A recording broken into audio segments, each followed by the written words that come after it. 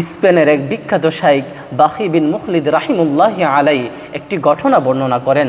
তিনি বলেন, এক বৃদ্ধা মা আমার কাছে আসলেন, এসে অঝরা কান্না করতে লাগলেন। আমি তাকে বললাম, মা তুমি কেন কান্না করছো? সেই বলল, এই পৃথিবীতে আমার সন্তান ছাড়া আর কেউ নেই, এই পৃথিবীতে আমার আপন বলতে আমার সন্তান ছাড়া কেউ নেই। কিন্তু গত কিছুদিন পূর্বে রোমান যোদ্ধারা আমার সন্তানকে বন্দি করেছে। আপনি তাদের জন্য একটু দোয়া করুন, আপনি তার জন্য একটু দোয়া করুন, আমার সন্তান যেন আমার বুকের মধ্যে ফিরে আসে।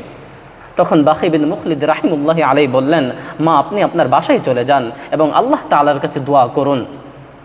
আশ্চর্য ঘটনা হলো, যখন বিদ্যার সন্তানকে যখন রোমান যোদ্ধারা হাতের মধ্যে শিকল পরায়, পায়ের মধ্যে যখন শিকল পরায়, তার শিকলগুলো খুলে যায়। বারবার শিকল পরায়, বারবার তার শিকলগুলো খুলে যায়। তখন তারা তাদের ধর্মীয় পণ্ডিতের কাছে এই ঘটনা খুলে বললেন।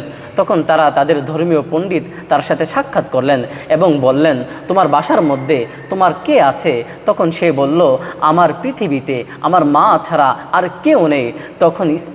তখন সেই রোমান যোদ্ধাদের খ্রিস্টান পণ্ডিত বলল, তোমার মা তোমার জন্য জায়নামাজে বসে দোয়া করছে। তখন বলল রোমান যোদ্ধারা, শোনো শোনো, তাকে শুধু বন্দি করে নয়, তাকে যদি বিশাল প্রাচীরের মধ্যে বন্দি করে রাখো, প্রাচীর ভেঙে যাবে, তবুও সে তার মায়ের কাছে ফিরে যাবে।